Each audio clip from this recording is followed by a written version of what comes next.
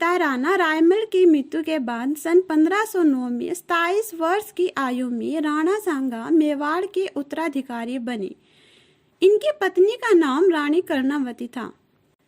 जी हाँ दोस्तों, रानी कर्णावती वही थी जिन्होंने शासक बहादुर शाह के अधीनता स्वीकार नहीं की और 13,000 रानियों के साथ जौहर कर लिया। उनके 4 पुत्र थे जिनके नाम रतन सिंह, उदय सिंह, भोजराज और विक्रमादित्य सिंह थे। ऐसा भी माना जाता है कि राणा सांगा की कुल मिलाकर 22 पत्नियां थीं। राणा सांगा सिसोदिया राजवंश के सूर्यवंशी शासक थे। पहली बार ऐसा हुआ था जब उन्होंने विदेशी आक्रमणकारियों के खिलाफ सभी राजपूतों को एकजुट कर लिया था। उन्होंने इब्राहिम लोदी, बाबर, खिलजी के साथ युद्ध लड़कर अपनी मातृभूमि की रक्षा की और सभी को धूल चटाई थी। युद्ध में उनके शरीर पर लगभग 80 घाव हो गए थे, फिर भी वे लड़ते रहे। उनकी एक आंख, एक हाथ और एक पैर क्षतिग्रस्त हो गए थे। इसके बावजूद वे लड़ने जाते थे। उनके घावों के कारण उन्हें मानवों का खंडर भी कहा जाता था। महाराणा सांगा ने सिकंदर लोदी के समय ही दिल्ली के कई इलाकों पर अपना अधिकार करना शुरू कर दिया था। सिकंदर लोदी के उत्तराधिकारी इब्राहिम लोदी ने 1517 में मेवाड़ पर आक्रमण कर दिया था।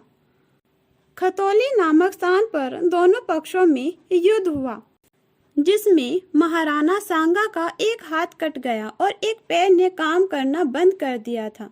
दोस्तों, कहा जाता है कि बाबर चाहता था कि राणा सांगा इब्राहिम लोदी के खिलाफ युद्ध में मेरा साथ दे, लेकिन राणा सांगा ने दिल्ली और आगरा के अभियान के दौरान बाबर का साथ नहीं दिया था।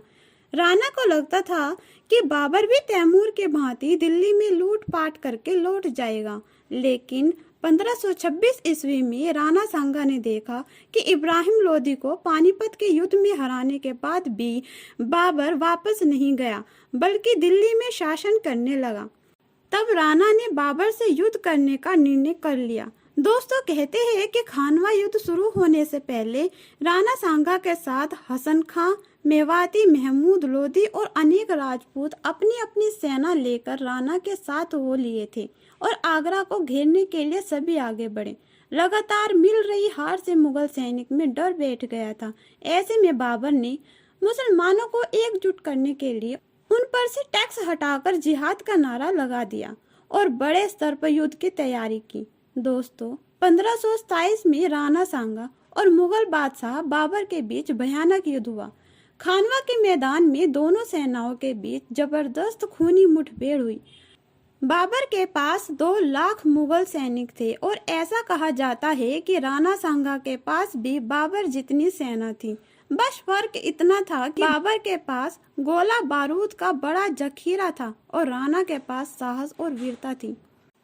युद्ध में बाबर ने राणा के साथ लड़ रहे लोदी सेनापति को लालच दिया, जिसके चलते सांगा को धोखा देकर लोदी और उसकी सेना बाबर से जा मिली।